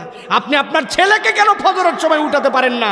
আপনার ছেলে আপনার টাকায় খায়, আপনার পোশাক পরে, আপনার টাকা নিয়ে মোবাইলে এমবি ভরায়, কল করে, আর আপনার বাড়িতে থেকে নামাজ পড়ে না, আপনার মেয়ে পর্দা করে না। আপনি ব্যর্থ বাপ, ব্যর্থ অভিভাবক, ঠিক কিনা? আপনি শুধরান। আপনি হাজী সাহেব হয়ে গেছেন, আপনার ছেলে নামাজ পড়ে না, না ডাকলে উঠে না, বাবা কথা শোনে না, বহু বলছি। এত তেলতেলা কথাই হবে না, আল্লাহর কাছে যাওয়ার পরে হাড্ডি গুঁড়া হয়ে যাবে। আলা কুল্লুকুম রাইন ওয়া কুল্লুকুম মাসউলুন আন রাইয়াতিহি, আপনার প্রত্যেকের অধীনস্থর ব্যাপার আল্লাহ জিজ্ঞাসা করবে, আপনি ফুটানি মেরে পার করে যাবেন? এত সহজ নয়। অতএব সফল মানুষ তারা যাদের মধ্যে 3 গুণ আছে, মানুষকে কল্যাণের দিকে ডাকে, সৎ কাজের আদেশ দেয়, অসৎ কাজ থেকে ফিরায়। মনে রাখেন 2 পয়েন্ট গেল। 3 নম্বর আর 2টা আয়াত বলবো। আল্লাহর সন্তুষ্টির জন্য যারা দুনিয়ার বুকে দান খয়রাত করে, আল্লাহ রাব্বুল আলামিন বলছেন ফাআতি যাল কুরবা হাক্কাহু ওয়াল মিসকিন ওয়া ইবনাস সাবিল যালিকা খায়রুল লিল্লাযিনা ইউরিদুনা ওয়াজহাল্লাহ উলাইকা হুমুল মুফলিহুন। একাই বাঁচে না, আজকে আমার একটা আল্লাহ অবস্থান দিয়ে দিয়েছে। আল্লাহ বলছে তার নিকট আত্মীয় যারা প্রত্যেক আত্মীয় স্বজনের খবর রাখে, মিসকিনের প্রতি সদয় হয়, কোনো মুসাফির ব্যক্তি যদি আটকায় যায় তার প্রতি সদয় হয়, ওই ব্যক্তির কাছে কেউ গেলে খালি হাতে ফেরত আসে না। আল্লাহ বলছেন দুনিয়ার কাউকে এইটা বলার জন্য নয়, এত টাকা দিলাম মানুষ আমাকে দানবীর বলবে, আমার নামে মারহাবা দিবে, এটা নয়। আল্লাহ বলছেন এই দান একমাত্র করে ইউরিদুনা ওয়াজহাল্লাহ, আল্লাহর সন্তুষ্টির জন্য। আল্লাহ বলছেন যে নিকট আত্মীয়র খোঁজ খবর রাখে, মিসকিনের খবর রাখে, আর আল্লাহর রাস্তায় যারা থাকে তাদের জন্য দান খয়রাত করে, নিজের সম্পদ থেকে খরচ করে। আল্লাহ বলছেন আল্লাহর সন্তুষ্টির জন্য যদি এইটা করে, আমি আল্লাহ নিজে বললাম উলাইকা হুমুল মুফলিহুন, আমি আল্লাহ তাদেরকে সফল বান্দাদের তালিকায় লিখে নিব। সুবহানাল্লাহ। আজকে মানুষ ইমানদার মুসলমানদের হাত বড় সংকুচিত হয়ে গেছে। হাত সংকুচিত কেন হয়েছে এটার একটা ব্যাখ্যা আমি নিজে নিজে চিন্তা করছি, করার পরে মনে হয়েছে কেন দেখেন তো আপনাদের সাথে মিলে কিনা। কারণ আমাদের ধারণা আমি যে রুজি করি, আমি যে কামাই করি, বহু কষ্ট করে আমি কামাই করে, ঠিক কিনা ভাই? বলছেন কি ঠিক? আমি কামাই করি, আমি কষ্ট করে কামাই করি। আল্লাহ তো তা বলেন নাই। আল্লাহ বলছেন বান্দা তুমি যে কামাই করো এই কনসেপ্টই তো নাই আল্লাহর কাছে। আল্লাহ বলছেন ওয়া মিম্মা রাযাকনাহুম ইউনফিকুন, তুমি বলো আমি কামাই করি, আর আমি আল্লাহ তো দেখি, আমি তোমাকে বান্দা হিসাবে রিজিক দান করি। হুজুর মিলাই দেন, একটু মিলাই দেয় আপনাদের কাছে। এই এলাকার প্রধান অর্থকরী ফসল কি? ধান। সবচেয়ে বেশি আবাদ হয় কি? ধান। ওই যে খড়ের উপরে বসে আছেন, আপনাদের এলাকায় খড় বলে তো ভাই, নাকি পোয়াল বলেন? খ্যার বলেন আপনারা। খ্যারের উপরে বসে আছেন, এটা কিসের খ্যার? কথা বলতে হবে, হিসাব মিলান। এমনি এমনি বলতেছি না। এই যে ধান লাগাইছেন যারা, কেমনে ধান লাগান দেখেন তো আমার সাথে, হিসাব মিলে কিনা। প্রথমে ভালো বীজ, ওই বীজের জন্য একটা বেড বানাতে হয়। ওই বেডটা নরম করার পরে একদম কোনো যেন ওর মধ্যে কোনো আঁশ না থাকে, কিছু না থাকে, হালকা করে একটু ছাই দিয়ে দেয়। দেওয়ার পরে এর উপরে ওই আগের রাত্রে বীজগুলা ভিজায় রাখে, ভিজানোর পরে বীজগুলা এনে ছিটায় দেয়। ছিটায় দেওয়ার পরে ওইগুলার থেকে আস্তে করে চারা ওঠে। ওই চারাগুলা তুলে নিয়ে এরপরে মাঠ প্রস্তুত করে সাধ্যের মধ্যে সোজা করে করে মাঠের মধ্যে ধান লাগায়, ঠিক কিনা? এরপরে 1 বিঘায় 20 মণ, 18 মণ, 15 মণ, 25 মণ, যার যেরকম হলো আনার পরে বললো আমার জমির 1 বিঘায় আমি 20 মণ ধান পাইছি। কিন্তু খেয়াল করেন মায়ের পেজ কোন জায়গায়? আপনি যে ধানগুলা প্রথম দিন আগের দিন ভিজায় চারা লাগানোর জন্য বুনে দিয়েছিলেন, আপনি খেয়াল করেন নাই ভাই 10 কেজি 20 কেজি যে ধান বুনছিলেন, ওই ধানের গোড়ার দিক দিয়ে শিকড় বের হয়, মাথার দিক দিয়ে পাতাটা বের হয়, যেদিক সেদিক দিয়ে শিকড় আর যেদিক সেদিক দিয়ে পাতা বের হয় না, ঠিক কিনা? কিন্তু আপনি যখন ছিটায় দিয়েছিলেন, আপনি শিওর করছিলেন তো গোড়া যেন নিচ দিকে পড়ে, মাথাটা যেন উপর দিকে পড়ে, শিওর করে ছিটাইছিলেন। 95 ভাগ ভুল ছিটাইছিলেন। কোনোটা শীত হয়ে, কোনোটা কাঠ হয়ে, কোনোটা উপর হয়ে, কোনোটা একটার উপর আরেকটা, ঠিক কিনা? কিন্তু ফজরের নামাজের পরে দেখতে গেছেন কেমন করে ছিটালাম আর কেমন করে উঠলো। 1 রাত পার হতে না হতে কোন আপনার রব 95% ভুল ছিটালেন, সবগুলার গোড়া নিচ দিকে হয়ে গেল, মাথাগুলো উপর দিকে উঠে গেল। বান্দাকে আল্লাহ যদি বলতেন যেভাবে ছিটাইছিস ওইভাবেই হবে, তাহলে আপনার 10 কেজি ধানের মধ্যে থেকে 100 গ্রামের চারা উঠতো, বাকিগুলার চারাই গজাতো না। আল্লাহ বলছেন বান্দা তুই কামাই করিস নাই, কামাই করিস নাই, ওয়া মিম্মা রাযাকনাহুম ইউনফিকুন, আমি আল্লাহ তোকে আদর করে যত্ন করে রিজিকটা দিয়েছিলাম, ঠিক কি না? আপনি কি এলাকার স্কিম থেকে পানি নিয়ে আবাদ করেন? না না না, আল্লাহ আমাকে তৌফিক দিয়েছে, আমি নিজেই একটা ডিপ পাম্প দিছি, আমার পাম্পের থেকেই জমিতে আবাদ করি, ফুটানি মারে একটু বলে আছে না? উনার পাম্প, বাবারে বাবা, উনার পাম্পের ট্যাঙ্কি কোন জায়গায়? নিচে। কয় লিটার পানি সঞ্চয় করে রাখছিলেন আপনি? বাবা, আপনার পাম্প, আপনার ট্যাঙ্কি আপনি জানেন না। রব আপনার জন্য রিজার্ভারে পানি দিয়ে রাখছে, ফুটানি মারে বলে আমার পাম্প, আমার ট্যাঙ্কি, আমার কামাই, আমার জমি, আমার ধান। আল্লাহ বলছেন একটাও তোমার নয়, বিবেক খাটাও। ওয়া মিম্মা রাযাকনাহুম ইউনফিকুন, টানা 1 মাস যদি খালি আল্লাহ সূর্যটার রোদ বন্ধ করে দেন, তোর ধান গাছ আর ধান গাছ নেওয়া লাগবে না, ওইটা তোর জন্য তখন ঘাসও হিসাবে কাজ দিবে না। আসমানের সূর্য আল্লাহর, নাইট্রোজেন আল্লাহর, পানি আল্লাহর, আর ফুটানি মারে বলো তোমার কামাই। আল্লাহ বলছেন এই জন্য সফল মানুষদের তালিকা আমি আল্লাহ দিলাম। ফাতিদাল কুরবা হাক্কাহু, নিকট মানুষ যারা তাদের অধিকার বুঝায় দেয়। ওয়াল মাসা ওয়াল মিসকিন ওয়া ইবনাস সাবিল, মিসকিন যারা আছে তাদের খোঁজ খবর নেয়, অন্য কোনো উদ্দেশ্যের জন্য নেয় না, আল্লাহর সন্তুষ্টির জন্য নেয়। আল্লাহ বলছেন যারা কৃপণ না হয়ে তার কামাই থেকে খরচ করতে থাকে, উলাইকা হুমুল মুফলিহুন, আমি আল্লাহ বললাম এরাই হচ্ছে সফল মানুষ। সুবহানাল্লাহ। কৃপণ হবেন না প্রিয় ভাইয়েরা। আল্লাহ বলছেন ইরহামান ফিল আরদ ইরহামান ফিস সামা, দুনিয়ার মানুষের প্রতি তুমি দয়া করো, আসমানওয়ালা তোমার প্রতি দয়া করবে। সুবহানাল্লাহ। কিসের দয়া পাচ্ছেন না মানে বুঝবেন আপনার দান খয়রাত ঠিক মতো করা হচ্ছে না। সর্বোচ্চ দানকারী তো সে, অভাবের সময় দান করে যে। কোটি টাকা আছে তো দিবেই, 10 টাকার মধ্যে থেকে 5 টাকা বের করে দাও বাপের বেটা, ঠিক কি না? আল্লাহ বলছেন তুমি হচ্ছে প্রকৃত দানবীর, দিয়ে দেখেন আল্লাহ ঢেলে ঢেলে দিবে। আপনি গুনে গুনে এরকম করে দিবেন, আল্লাহ আপনাকে থোকা থোকা করে দিবে। এটা আল্লাহর চ্যালেঞ্জ, কিন্তু আমরা দান খয়রাত করি না। স্টুডেন্ট এই জন্য মসজিদের কৌটা গেলে শার্ট করে সরাই দেয়, আমি ছাত্র। ওর বিড়ি খাওয়ার পয়সা খরচ করে, বেটা মোবাইলে তুমি টাকা ফ্লেক্সি করো, তুমি চায়ের দোকানে বসতে দোস্ত আমার এলাকায় আসছিস তুই টাকা দিবি মানে খবরদার, ঠেলা ঠেলি ঠেলা ঠেলি আছে না? ওই সময় বড় বড় লেকচার আর মসজিদের কৌটা তুমি শাট করে সরাই দাও সামনে দিকে, তুমি এটা মুনাফিক। হ্যাঁ, আমি গরিব মানুষ, আমি ভ্যান চালাই, আমি টাকা দেবো। তোমার কাছে আল্লাহ বলছে নাকি তোমার ভ্যান বিক্রি করে টাকা দাও? তুমি 20 টাকা আল্লাহর ঘরে দিতে পারো না সপ্তাহে? অথচ চায়ের দোকানে মেরে মস্তি মারে তুমি বলে 1 কাপ খাওয়ার পরে এখনো শরীর হিট হয়নি, আরেক কাপ দেন। 2 কাপ ব্যাক টু ব্যাক মারে দিল চা দিয়ে, 15 টাকা বিল, ওইখানে গায়ে বাঁধে না। আর মসজিদের কৌটা তোমার সামনে দিয়ে শার্ট করে চলে যায়। মুনাফিক। রাগ করলেন? একটু করেন, রাগ করেন, তাও যেন মসজিদে একটু আল্লাহর ঘরে যেন একটু আসে, গরিব মানুষকে যেন একটু দেওয়ার তবিয়ত হয়। 5 জোড়া মোজা কি করবেন? গরিব মানুষকে রাস্তায় দাঁড়ায় যেটার পায়ে মোজা নাই পরায় দেন, একটা কানটুপি কিনে দিয়ে দেন, এই শীতের মধ্যে একটা জ্যাকেট দেন। কার নাই খবর নেন, আপনার কম্বলের পরে কম্বল, আরেকজন টিনের বাড়িতে সাইডে টিন, ওই ব্যক্তি ঠান্ডা কাটতেছে না, তো বলতেও পারে না, যান যে একটা কম্বল দিয়ে আছেন, আল্লাহ আপনাকে ওই জান্নাতের উষ্ণতা দান করে দিন।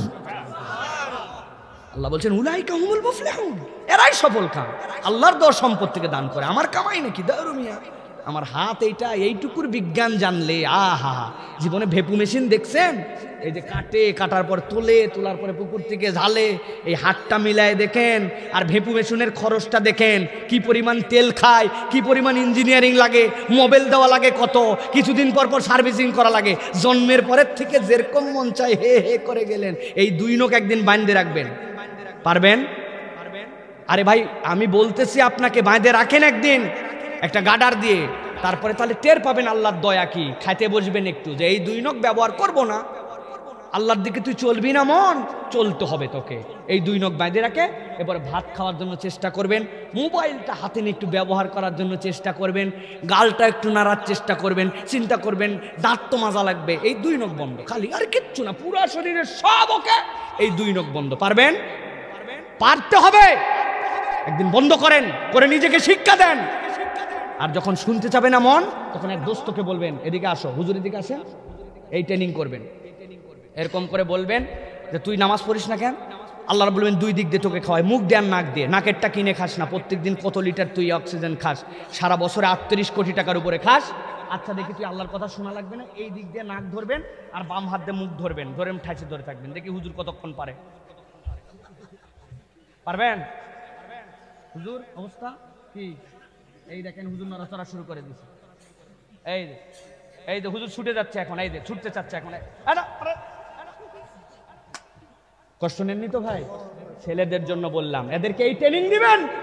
বেটা কাটটা খাও তুমি, ফুটানি মারো তুমি, আল্লাহর অক্সিজেন বাদ দিয়ে তুমি আল্লাহর কথা থেকে দূরে সরে যাও। ট্রেনিং 2টা কথা বলে গেলাম, নখ বানবেন ইচ্ছা করে, দেখবেন আল্লাহর প্রতি সিজদায় আপনার মাথা নত হয়ে যাবে, ঠিক কিনা? কোন রব আপনাকে কি নিয়ামত দিয়েছে আপনি কখনো বুঝলেন না? আল্লাহু আকবার, এটা আল্লাহ আপনাকে দিয়েছেন, আল্লাহ আপনার জন্য দয়া করেছেন আপনার আমার উপরে। আর আমরা আল্লাহর রাস্তায় টাকা বের হয় না, চাইলে দিতে মন চায় না, কামাই মনে করছি আমার, ব্যাংক ডিপোজিট করে চলে যাবে।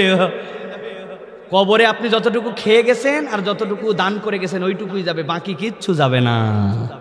যার জন্য কামাই করে যাচ্ছেন সে যে কোথায় নিয়ে যাবে আপনি জানেন না। আর 2টা বলবো প্রিয় ভাইরা, আল্লাহর দলে নিজেকে শামিল করে যে সফল সে, 5 মিনিটে আলোচনা শেষ, ভালো করে শুনেন।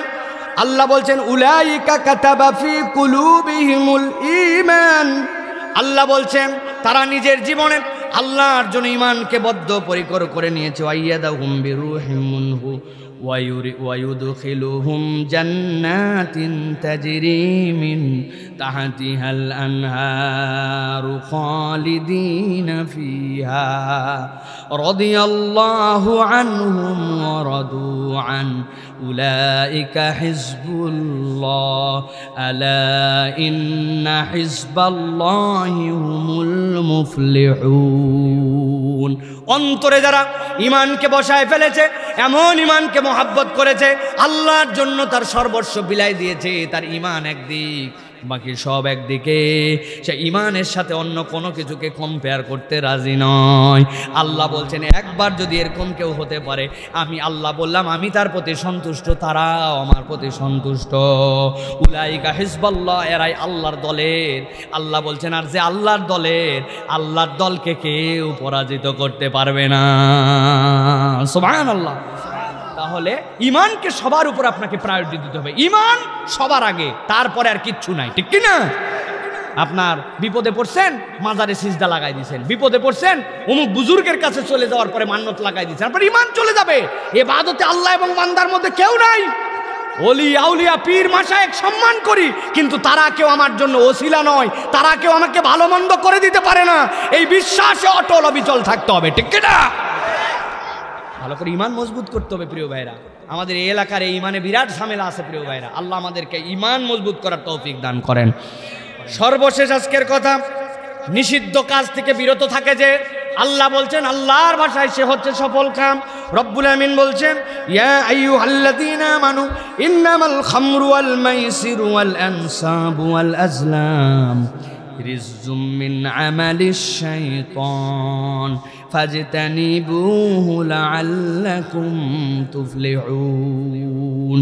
আল্লাহ বলছেন, মদ তোমাদের জন্য জুয়া, তোমাদের জন্য ব্যভিচার, তোমাদের জন্য তীর নিক্ষেপ করে ভাগ্য নির্ধারণ করা, এইগুলা রিজজুম মিন আমালিশ শাইতান, এইগুলার থেকে যদি বিরত থাকো, আল্লাহ রাব্বুল আমিন বলছেন আশা করা যায় তোমরা সফল হয়ে যাবে। সুবহানাল্লাহ। তাহলে কখনো মদ, গাঁজা, সিগারেট, বিড়ি এইগুলা খাওয়া যাবে? আপনি বলছেন আমি সিগারেট বিড়িও খাই, আবার আমি খুব ভালো ইমানদার। হবে ভাই, হবে? সিগারেট বিড়ি কারা খায়? মুখ দিয়ে যে দুর্গন্ধ, ফেরেশতারা পর্যন্ত, বউ বাচ্চা আশপাশের লোক সবগুলা পর্যন্ত বিরক্ত। আপনি তো টের পান না ভাই, আপনি বুঝতে পারেন না যে আপনি কি দুর্গন্ধের মধ্যে আছেন, কারণ আপনি গুয়ের পরিবেশের মধ্যে সুইট হয়ে গেছেন, আপনি ওই জায়গায় সেট হয়ে গেছেন। ম্যাথরের কাছে কোনোদিনও গুয়ের গন্ধ লাগলে ও বেচারি আর এই গুয়ের কাজ করতে পারতো না, ঠিক কি না? এখন আপনার গা, জামা কাপড়, আন্ডারওয়্যার সব কিছুর থেকে বিড়ির পচা দুর্গন্ধ, ঠিক না ভাই? আমরা টের পাই, রাস্তাঘাটে চলিতেও পাবলিক টয়লেট ব্যবহার করতে হয়। আহা রে আহ, কুত্তাকে যদি আপনি বলতেন, হে কুত্তা, তোকে বাথরুমের মধ্যে ঢুকাই দিচ্ছি এই জায়গায়, তুই অন্তত পক্ষে একটা আগুন ধরাই দিচ্ছি, এটা তুই এটা মুখে ধরবো, তুই টান দেবে, কুত্তা পর্যন্ত ওর ভিতরে টান দেবে না, কারণ কুত্তা জানে এটা হাগার জায়গা। আর মানুষ, হাই রে মানুষ, ওই জায়গায় যায়। আর বলবো ভাই, আহা কি অবস্থা, কি অবস্থা আমাদের জন্য প্রিয় ভাইরা। এই নাপাক জিনিস থেকে আমাদেরকে বেঁচে থাকতে হবে। আল্লাহ বলছেন তুমি যদি এখান থেকে বাঁচো, 2 নম্বর তোমাদের জন্য, তোমরা যে লটারি করো, তোমরা যে তীর নিক্ষেপ করে ভাগ্য, তোমরা আনসাব, এই যে তোমাদের জুয়া, এই যে সামনে জুয়ার দিন এসে গেল, কুমিল্লা ভিক্টোরিয়ান জিতবে নাকি চট্টগ্রাম টাইগার্স, আপনারা জুয়া ধরবেন এই জায়গায়, যদি জিতে তুই 100 টাকা পাবি, না হলে তুই পাবি। পরের দিন 2 জনের থেকে টাকা চলে গেল। ও চিন্তা করলে ঢাকায় খেলা, ছোটটা, এটা আল্লাহ ধরবে না। আল্লাহ এটার কথাই বলছেন, ওয়াল আনসাব ওয়াল মাইসির ওয়াল আজলাম, এগুলো সবগুলো হারাম। এইটা করলে আপনি আল্লাহর গোলামের অন্তর্ভুক্ত হতে পারবেন। খবরদার, খবরদার। মোবাইলের মধ্যে অ্যাপস আছে এখন যুবকদের জন্য, সামনে বিপিএল, এটা বিপিএল মানে বাংলাদেশ প্রিমিয়ার, বাংলাদেশ বাজে লিগ, এটার নাম বাজে প্রিমিয়ার লিগ। আমাদের জন্য, আমাদের ছেলেপেলেদের জন্য এইগুলা এলাকার জন্য ফেতনা হয়ে গেছে। এইগুলার থেকে তারা জুয়া করে, জুয়া ধরে, এইগুলা ধরে ধরে তারা নিজেরা ফকির হয়ে যায়। খবরদার, এই কাজ করা যাবে না প্রিয় ভাইরা। আল্লাহ বলছেন তুমি যদি এইগুলার থেকে বেঁচে থাকো, এগুলা শয়তানের কাজ, ফাস্তানিবুহু লাআল্লাকুম তুফলিহুন, তুমি যদি এইগুলার থেকে বেঁচে থাকো তাহলে আল্লাহ বলছেন সফল কাম। সর্বশেষ কথা, সব কথার এক কথা, আল্লাহ বলছেন তুমি সফল হবে সালাত আদায় করলে, যাকাত আদায় করলে, তুমি আল্লাহর দিকে থাকলে, সৎ কাজের আদেশ করলে, অন্যায় থেকে ফিরালে, ভালোর দিকে ডাকলে, মদ জুয়ার থেকে বেঁচে থাকলে, আল্লাহ রাব্বুল আলামিনের জন্য দান খয়রাত করলে। কিন্তু আল্লাহ বলছেন এতদিন পর্যন্ত এইগুলা পারো নাই, আজকের আলোচনা শুনে সিদ্ধান্ত নিয়েছো আজকের থেকে আমি ভালো মানুষ হব। আল্লাহ বলছেন এইটাই আল্লাহর কাছে সফলদের সবচেয়ে বড় পরিচয়। আল্লাহ বলছেন ওয়াতুবু ইলাল্লাহি জামিআ ওয়াতুবু ইলাল্লাহি জামিআন আইয়ুহাল মুমিনুনা লাআল্লাকুম তুফলিহুন।